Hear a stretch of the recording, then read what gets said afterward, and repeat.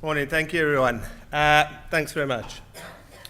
So yes guys, I got the task of giving you guys a bit of an insight into the world of change, which ironically is actually going through a substantial change itself. That's been mainly driven from a real transformation that we're seeing through the growth of technology and data. So the reason I've been asked to sort of speak to you today is I actually come from an operations background. I've worked in operations across a range of industries and sort of manufacturing and lean processes for about 15 years. And I've had to go through a sort of metamorphosis over probably the last 5 years in my attitude towards change.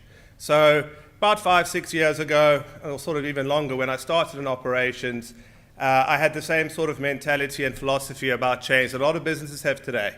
Change is necessary. It needs to happen, but it's quite a bureaucratic process, requires a lot of signatures, generally requires a lot of stakeholders. It can be a bit of a tedious process. And it was about 5 years ago that I started working at Amazon, looking after some of the European operations. And I realized that the existing sort of change management mentality that I had, that a lot of businesses have today, it just wasn't going to work. Businesses are moving so much quicker that I needed to work out how can I change my own change management philosophy, and how can I introduce something new sort of into the way we did things across the operations there. So what I'm going to talk to you today about is what I refer to as short, sharp, iterative change, which I believe is absolutely critical to businesses moving forward, and specifically the world of HR. So when we talk about change management programs, which I'm pretty certain everyone will have been involved in at some stage, they, as I said, they require a lot of analysis, they require a lot of testing, they can be very bureaucratic. And there's a fundamental reason for that. Change is not something that people are comfortable with. Human DNA is not comfortable with change. People like routine, people like things being constant, and people like knowing what's coming next.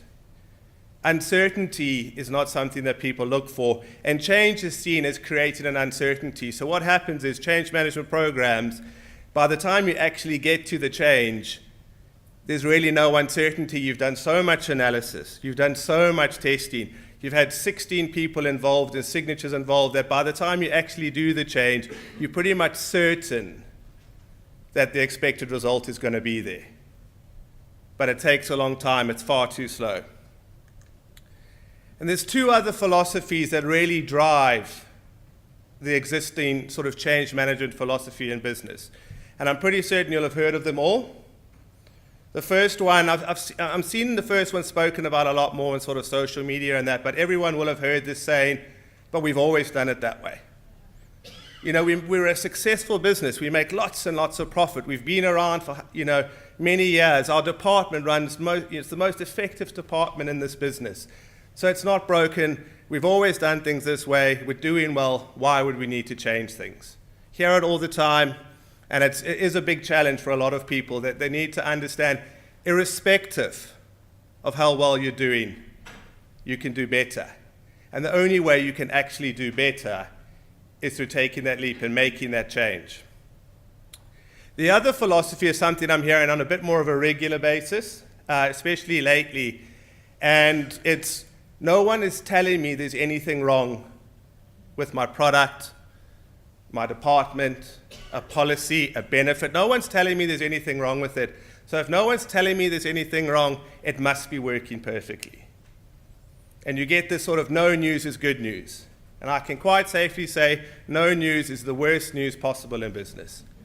If people are not giving you feedback on your product, on a policy, on a benefit, on anything, including even your own performance. If people are not giving you feedback, what that generally means is people don't care.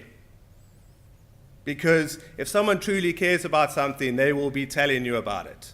They will be giving you good feedback, and if you're really lucky, they'll be giving you lots of bad feedback. Because bad feedback is absolutely critical because it allows you to go away and improve things. But a lot of businesses, they've got these sort of philosophies of, no one's giving me any feedback, that means that it must be working well, or we've done it for so long like this, we're a really successful business, we don't need to worry about that. These 4 businesses had that same philosophy. And I'm pretty certain we sort of have seen where they've gone. And it was kind of encapsulated about 7 or 8 years ago. The CEO of Blackberry was asked, is there a point where he felt he kind of saw the complete, demise of Blackberry? And he was very, very straightforward, and he said, yes. As soon as our users stopped complaining about the poor user experience of Blackberry mobiles, we should have realized there was a problem. But because people stopped complaining, so as soon as people stopped complaining about the user experience, everyone at Blackberry should have gone, right, there's something going fundamentally wrong here. So you guys might be wondering, why am I talking to a room full of HR and award professionals about businesses like Blackberry and change management and philosophies? And that's because I truly think that the department in all of our businesses, and every single business is going to go through, and probably going through now, the biggest transformation that they will have gone through in decades. I think that this actually means everything to HR and more than any other department out there. And I'm going to try explain why I think you as HR professionals are going to be more impacted by the changes that we're going through, and my view on how you need to approach that. So I'm sure you guys feel it a lot more than I do. HR and every department, I inherently believe in business, has become more accountable than it's ever been before. And when I use the word accountable, what I'm talking about is businesses and business performance, individual performance, is more exposed than it's ever been before. So in the past, everyone, obviously everyone's got performance metrics, they might have KPIs, and sometimes you probably maybe had to wait a day, a week, a month, sometimes it was just an annual report, and you get a sort of a list of numbers that would sort of say, that's how well you're doing, or that's how well your department's doing. That's completely changed now. And it's changed for 2 fundamental reasons. We're really coming to a junction of what I personally, and a lot of people don't agree with, what I personally think is the most exciting time we've seen in decades, and it's a junction between 2 things. It is an exponential growth in technology. Technology is growing faster than we've ever seen it before. And there's a real fundamental reason technology is growing, and it's growing at the speed it is because we've taken the decision to teach technology to teach itself. Artificial intelligence has been introduced, and what that means is machines, computers, all of the software that you use, it no longer relies on humans for where we can get it to. It's teaching itself now. So you've got this exponential growth in technology, and what happens is, how technology learns is technology needs data to learn. So it goes out and it gets billions and billions of data points. And what it does is it assesses those data points, it looks for trends in those data points, and from that, technology learns. So as it starts learning, what it does is it teaches itself, all right, I need to go get more data points. So the world of big data is being created. It's not a new industry, but it's a really growing industry. And what that means, it becomes a self-fulfilling prophecy. Technology becomes more intelligent, it collects more information, which makes technology more intelligent, which means it can collect further information. So what that means is every single department, every single business across the world is completely exposed now. Information is available to as many people as they wanted, it is instantaneous, and there are more data points available in any business in the world than have ever been before, and it's an exponential growth. But HR, you guys, I think really out of all the departments, are really the most exposed here. And I'm going to try and give you an example about that. So the role of HR is bigger than it's ever been. There's lots of things growing there, but one of the fundamental things growing it is we understand the importance of our people. We've always understood that, but we truly, the entire business really understands that engaging your employees, keeping them for longer, getting more out of them, and that impact on your bottom line. And although it shouldn't be, a lot of businesses, where do they put that responsibility? Oh, that's HR deal with that. Every single person in a business is responsible for that, but we know that that mentality a lot of the time is employee engagement. Yeah, that's HR. But what happens, because the importance of employee engagement, because it's growing so quickly, you get sort of spin-offs coming, and I'm sure you guys see it all the time. you've got hundreds of startups coming through, different benefits, different types of benefits, different software tools, different HRS systems, all sorts of things are coming into this industry, and you guys no doubt get bombarded by it day in, day out. So your world has just become invariably bigger. And because it becomes bigger, what we associate with that? We associate more data points, more information. So I'm going to try and give a bit of a brief example. I'm sure you guys will resonate with you. So if I just talk about benefits, one part of the daily world of someone in HR, and I've got like a grid on here with 20 different type of benefits. I've got no doubt I could put 100 blocks up there, and you guys would quite easily be able to fill them. So you've got 20 sort of things that an HR person or HR professional, HR manager, part of your remit, you need to be looking after. So 20, it's a lot already. It's only one part. 20 is a lot already. And again, if I was to go to you guys, I'm pretty certain every single person in this room would be able to give me 2 data points. I'm just saying 2 data points for each one of these. So whether it's pensions, PMI, life insurance, whatever it is, you would be able to give me 2 individual data points that tell you how well that certain tiny benefit is performing. Is it performing better than it was last week, worse than it was, whatever it is? You'll be able to provide that. So if we've got 20 on here, 2 data points, that's 40 data points already that you guys are responsible for.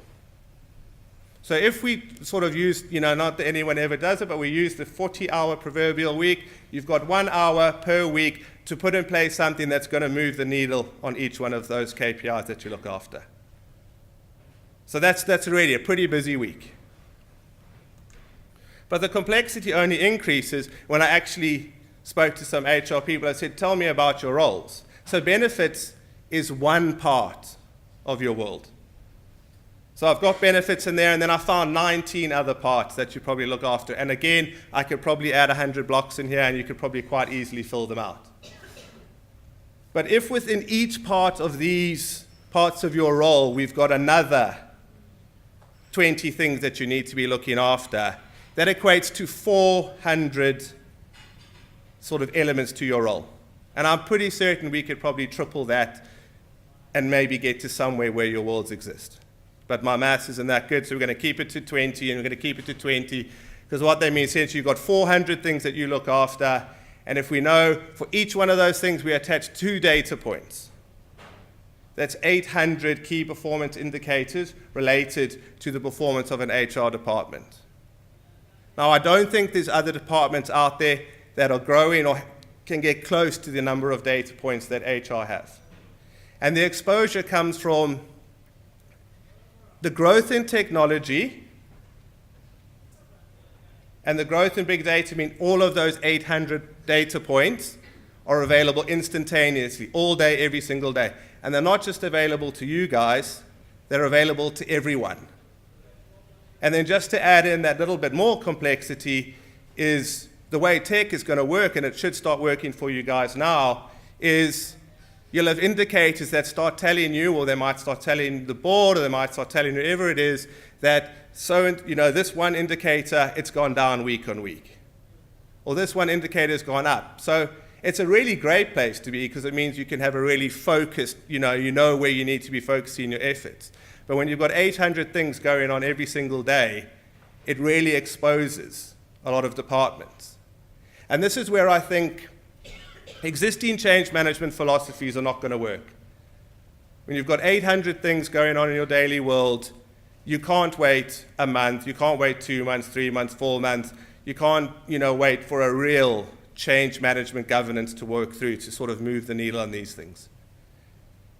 I don't inherently believe it's possible to move the needle on 800 things, but by taking a different approach to change management, and it is short, sharp, small, iterative changes on a continual basis. And when I talk about those changes, I'm talking about exceptionally small changes that probably take you an hour or 2 max, and then you can just let them run. And the great thing is, because you've got all this data coming in, you can see if they work or they don't work. But it's a complete change in mentality and philosophy that I think the world of HR needs to lead across business.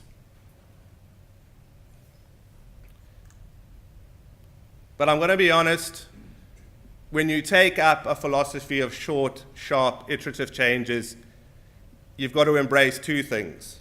And one of the main things you have to embrace is that failure is going to happen all the time. So I work on a philosophy of 90-10. So about 90% of the changes I put in place go wrong, and about 10% go right. And at first, when I went into it, I used to have lots of hair before I started this. And it was those 90% failures that really kept me up. But what I actually realized was the failures taught me more than the successes, because I knew what wasn't working. And I created this philosophy within all the teams that I work with that, you know what, I would far rather people are willing to make a change and do something than just think, oh, maybe I should do that, maybe I shouldn't do that. Making a change is far more powerful. You can always undo anything you do. You can't undo something you've never done. And it's about also not looking for the yards. The yards are what, standard traditional change management programs looking for. What you're looking for is the inches. You're looking for tiny, tiny iterative changes that make positive impacts. And if you're getting it right 10% of the time, but you're doing them on a frequent basis, what happens is they add up to lots of yards. And they add up to lots of successes. And then the people around you start following the same philosophy. But you've got to get used to failure, and you've got to embrace it.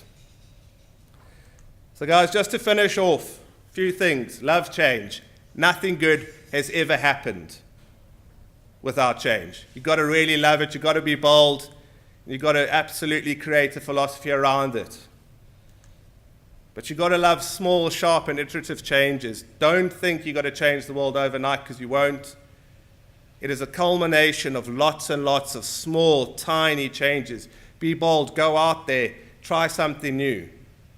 Because all that can happen is, hopefully you go and you get lots of feedback. People tell you, you know what, this isn't what I like. And that's great, because it's something you've probably been thinking about, but you've introduced it, and now actually, you know what, that's been confirmed for you, and you can pull it out. But it's what staff want to see, it's what clients want to see, it's what users want to see.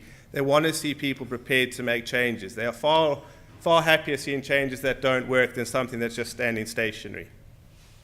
And the last thing, fail fast, fail early, and fail often. Enjoy failure. Make sure it's part of your repertoire. And it sounds crazy when you say it, but you learn so much from great failures. So that's really my message today, is we're going through a fundamental change. I'm exceptionally excited about it. I can't wait.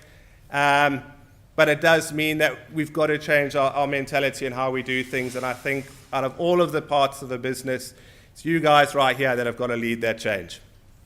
Thank you very much.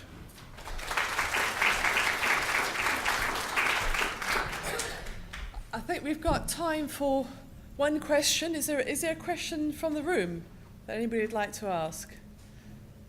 No? In that case, there's a question come up on Slido.